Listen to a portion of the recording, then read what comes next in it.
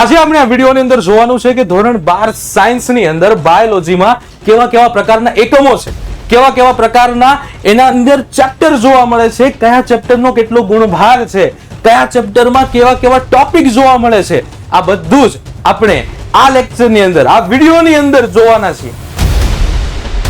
નમસ્કાર નમસ્કાર નમસ્કાર નમસ્કાર નમસ્કાર વિદ્યાર્થી મિત્રો, ધોરણ 12 સાયન્સ બાયોલોજીના સિલેબસ પોસ્ટમોર્ટમની અંદર હું પાર્થ લિંબાસા બાયોલોજી શિક્ષક ગુજરાતના સૌથી મોટા ઓનલાઈન એજ્યુકેશન પ્લેટફોર્મ વિદ્યાકુલની અંદર આપ સૌનું હાર્દિક હાર્દિક હાર્દિક સ્વાગત કરું છું.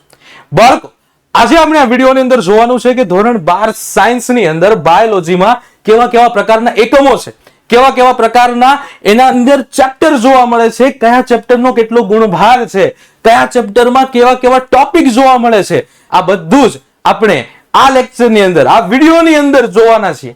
ચાલો ત્યારે શરૂ કરીએ છીએ. સૌથી પહેલા બાળકો, આપણું છે ધોરણ 12 સાયન્સનું બાયોલોજીનો જે ટોપિક છે, બાયોલોજીનો જે સિલેબસ છે તે 5 મહાભૂત, જેને કહેવાય ને કે ભાઈ પંચરત્ન, આ 5 રત્ન એવા આપણા 5 એકમમાં વહેંચાયેલો છે. કયા કયા? સૌથી જે પહેલું એકમ છે તે છે પ્રજનન. આ જે સૌથી પહેલું એકમ છે ને બાળકો, તે કયું એકમ છે? તો કે પ્રજનન છે. બરાબર, આ પ્રજનન શબ્દ આપણે ક્યાંક ને ક્યાંક સાંભળેલો છે. બરાબર, આ પ્રજનન છે તેનો ગુણભાર બોર્ડની અંદર કેટલા માર્ક્સનો આમાંથી પૂછાય છે બાળકો? તો કે કુલ 25 માર્ક્સનું પૂછાય છે. બીજું જે એકમ છે તેનું નામ છે જનીન વિદ્યા અને ઉદ વિકાસ. જનીન વિદ્યા, ડીએનએ, જનીન છે, ડીએનએ છે તે કોના બનેલા હોય? જનીનના બનેલા હોય. ડીએનએ ના પ્રકાર કેટલા? આરએનએ ના પ્રકાર કેટલા? મનુષ્યનો ઉદ વિકાસ કેવી રીતે થયો? જુદા જુદા પ્રાણીઓનો ઉદ વિકાસ છે તે કેવી રીતે થયો? આ બધી જ વસ્તુઓ છે ને બાળકો આપણે આ એકમની અંદર જોવાની છે, જેનો કુલ ગુણભાર કેટલા માર્ક્સનો છે? 26 માર્ક્સની અંદર પૂછાય છે. આગળ જે આપણું ત્રીજું એકમ છે તે ત્રીજું એકમ છે માનવ કલ્યાણમાં જીવ વિજ્ઞાન. આ જે બાયોલોજી આપણે ભણીએ છીએ એનાથી માનવ કલ્યાણના કેવા કેવા કાર્યો થઈ શકે તે પણ આપણે આ ટોપિકની અંદર જોવાનું છે, જેનો કુલ ગુણભાર છે 15 માર્ક્સ. ચોથો જે આપણો એકમ છે તે છે બાયોટેકનોલોજી. બાયોટેકનોલોજી એટલે બે શબ્દને મિક્સ કરેલા છે એલા ભાઈ, ટેકનોલોજી અને બાયોલોજી. જ્યારે બંને એક સાથે સમન્વય થાય ત્યારે જે એક શબ્દ બને તે છે બાયોટેકનોલોજી. તે કેવી રીતે ઉપયોગમાં આવે, શું કામ કરે, આ બધું જ આપણે આ એકમની અંદર જોવાનું છે. અને એનો કુલ ગુણભાર છે ને વાલીડાઓ, આ ગુણભાર જે છે એ કેટલો છે? 16 માર્ક્સની અંદર પૂછાય છે. આગળ જે વાત કરીએ, જે આપણું પાંચમું જે એકમ છે, યુનિટ છે, તેનું નામ છે પરિસ્થિતિ વિદ્યા. બાળકો, એક શબ્દ કહું છું જે તમે ધોરણ 10 ની અંદર સરળતાથી અને સારી રીતે સમજીને આવ્યા છો. એ શબ્દ છે નિવસન તંત્ર. તો આ નિવસન તંત્ર કેવું હોય? બરોબર, પરિસ્થિતિ કેવી હોય એની આસપાસની, કેવા કેવા પ્રકારના સજીવો હોય, જન્મ દર, મૃત્યુ દર, પિરામિડ શક્તિના, આ બધી જ વસ્તુ અલગ અલગ છે તે આપણે આ યુનિટની અંદર જોવાની છે, જેનો કુલ ગુણભાર છે 18 માર્ક્સ. સમજાય છે બાળકો? બરોબર, 5 યુનિટ અને 5 ના ગુણભાર અહીંયા તમને મેં આપેલા છે. કયા યુનિટની અંદર કેટલા ચેપ્ટર છે અને દરેક ચેપ્ટરનો ગુણભાર કેટલો છે તે પણ આપણે જોવાનું છે. ચાલો શરૂ કરીએ. પહેલું જે એકમ છે તે પ્રજનન, જેનો કુલ ગુણભાર કેટલો છે? તો કે સાહેબ 25 માર્ક્સનો છે. કયા ચેપ્ટર છે? તો કે બાળકો 3 ચેપ્ટર છે. પહેલું જે ચેપ્ટર છે તેનું નામ છે સપુષ્પી વનસ્પતિમાં લિંગી પ્રજનન. કેટલા માર્ક્સમાં પૂછાય છે બાળકો? 9 માર્ક્સની અંદર. બોર્ડની અંદર 9 માર્ક્સમાં ચેપ્ટર પૂછાય છે. બીજું ચેપ્ટર છે તે છે માનવ કલ્યાણ. બરોબર, નહીં એલા ભાઈ, જો બીજું કયું ચેપ્ટર છે? માનવ પ્રજનન. અને આ જે માનવ પ્રજનનને લગતું ચેપ્ટર છે ને બાળકો, આ માનવ પ્રજનનને લગતા ચેપ્ટરમાંથી પણ બોર્ડમાં કેટલા માર્ક્સનો આવે છે? 9 માર્ક્સનો આવે છે. ત્રીજું જે ચેપ્ટર છે તે છે પ્રજનનિક સ્વાસ્થ્ય. બરોબર, આ પ્રજનનિક સ્વાસ્થ્ય એટલે શું? તો કે જે વસ્તી નિયંત્રણ કરવાના જુદા જુદા ઉપાયો છે. બરોબર, આ ઉપાયો વિશે આપણે આ ચેપ્ટરની અંદર ચર્ચા કરવાની છે, જેનો કુલ ગુણભાર છે 7 માર્ક્સની અંદર.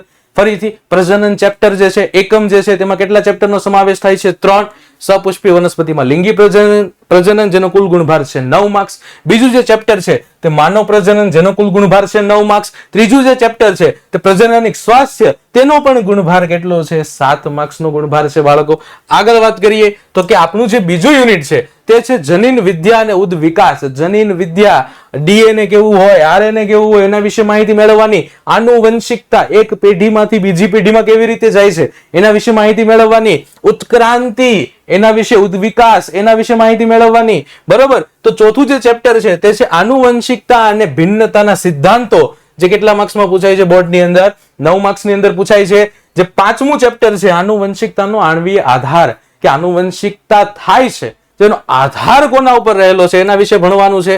એટલે કે 9 માર્ક્સમાં એ ચેપ્ટરમાંથી પૂછાય છે. અને છઠ્ઠું જે ચેપ્ટર છે તે છે આપણું ઉદ્ધ વિકાસ, જે કેટલા માર્ક્સમાં પૂછાય છે બાળકો? 8 માર્ક્સની અંદર પૂછાય છે. બરાબર છે. બીજા યુનિટની અંદર 3 ચેપ્ટર, આનુવંશિકતા અને ભિન્નતાના સિદ્ધાંતો 9 માર્ક્સમાં, આનુવંશિકતાનો આણ્વીય આધાર 9 માર્ક્સમાં, અને ઉદ્ધ વિકાસ કેટલા માર્ક્સમાં પૂછાય છે? 8 માર્ક્સની અંદર પૂછાય છે. આગળ વાત કરીએ. ત્રીજું જે આપણો એકમ છે તે છે માનવ કલ્યાણમાં જીવ વિજ્ઞાન. કેટલા માર્ક્સમાં પૂછાય છે? 15 માર્ક્સની અંદર. કયા કયા ચેપ્ટર છે? તો કે માનવ સ્વાસ્થ્ય અને રોગો અને માનવ કલ્યાણમાં સૂક્ષ્મ જીવો. માનવ સ્વાસ્થ્ય અને રોગો, કેવા કેવા રોગો થાય, કઈ પરિસ્થિતિમાં થાય, કયા રોગકારક સૂક્ષ્મ જીવો દ્વારા થાય, આ બધી જ ઘટનાઓ વિશે આપણે આ ચેપ્ટરમાં જોવાનું છે, જેનો બોર્ડની અંદર કુલ ગુણભાર છે 8 માર્ક્સ. ત્યાર પછીનું છે માનવ કલ્યાણમાં સૂક્ષ્મ જીવો, એટલે કે માનવને કઈ કઈ રીતે સૂક્ષ્મ જીવો અસર કરે છે, ફાયદાકીય કઈ કઈ રીતે છે, બરાબર, નુકસાન કઈ કઈ રીતે કરે છે, આ બધા જ લગતા જે ટોપિક છે આ ચેપ્ટરની અંદર જોવાના છે, જેનો કુલ ગુણભાર જે છે તે કેટલા માર્ક્સમાં છે? 7 માર્ક્સની અંદર.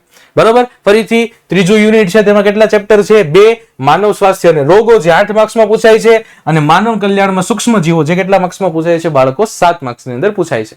આગળ જે વાત કરીએ તે છે ચોથું unit, biotechnology, mixing of biology and technology. કેટલા માર્ક્સમાં પૂછાય છે? 16 માર્ક્સમાં. 2 ચેપ્ટર, બાયોટેકનોલોજીના સિદ્ધાંતો અને પ્રક્રિયાઓ, કેવા કેવા સિદ્ધાંત પર કામ કરે, કઈ કઈ પ્રક્રિયાઓથી કામ થાય, કેટલા માર્ક્સમાં પૂછાય છે બાળકો? 8 માર્ક્સની અંદર પૂછાય. બીજું જે ચેપ્ટર છે તે છે બાયોટેકનોલોજી અને તેના પ્રયોજનો, કઈ કઈ જગ્યાએ ઉપયોગી છે તેના વિશે માહિતી મેળવવાની છે, તે પણ કેટલા માર્ક્સની અંદર પૂછાય છે? 8 માર્ક્સની અંદર પૂછાય. ચોથા યુનિટમાં 2 ચેપ્ટર, બાયોટેકનોલોજીના સિદ્ધાંતો અને પ્રક્રિયાઓ, બાયોટેકનોલોજી અને તેના પ્રયોજનો. એની પછી બાળકો આગળ વાત કરીએ તો કે જે 5મો એકમ છે, આ 5મો અને મહત્વપૂર્ણ એકમ એટલે આપણા માટે છે પરિસ્થિતિકીય વિદ્યા. સરળ અને સરળતાથી યાદ રહી જાય એવો ટોપિક, જેનો કુલ ગુણભાર છે બાળકો 18 માર્ક્સની અંદર. કેટલા ચેપ્ટર એની સાથે જોડાયેલા છે બાળકો? 3 ચેપ્ટર જોડાયેલા છે. કયા કયા? જે 11મું ચેપ્ટર છે આપણું તે છે સજીવો અને વસ્તી, જેનો કુલ ગુણભાર છે 6 માર્ક્સ. 12મું ચેપ્ટર જે છે તે છે નિવસન તંત્ર, તેનો કુલ ગુણભાર છે 6 માર્ક્સ. 13મું ચેપ્ટર છે જૈવ વિવિધતા અને સંરક્ષણ, કે આપણી આસપાસ જે જોવા મળતા સજીવો છે, કેવા કેવા પ્રકારના સજીવો છે, કેવા પર્યાવરણમાં રહે છે, બરાબર, આ બધા જ સજીવો છે, બરાબર, આનું નાશ થતા અટકાવવા માટે હું કઈ રીતે સંરક્ષણ કરી શકું, તો આને લગતી માહિતી પણ આપણે આ ચેપ્ટરની અંદર જોવાની છે. 3 ચેપ્ટર, ત્રણેય ચેપ્ટરનો ગુણભાર કેટલો છે? 6 6 6. એટલે કુલ એકમ છે એનો ગુણભાર આપણને આની અંદર 18 માર્ક્સ છે તે જોવા મળે છે. બાળકો, સૌથી સરળ આ 3 જે ચેપ્ટર છે તેમાં સૌથી વધારે બાળકો છે તે માર્ક્સ કવર કરી શકે છે, સરળતાથી આવડી શકે છે, અને સરળતાથી ટોપિક જે છે તે સમજાઈ શકે છે. બરાબર. કોઈ પણ ટોપિક છે તે 12 સાયન્સનો ભલે ગમે એટલો અઘરો હોય, સરળતાથી સમજવો હોય, સારી રીતે સમજવો હોય, તો આપણી જે સાયન્સની ટોપર બેચ છે 2026 ની અંદર, તેમાં જોડાવાનું ભૂલતા નહીં. મળીએ ટોપર બેચની અંદર.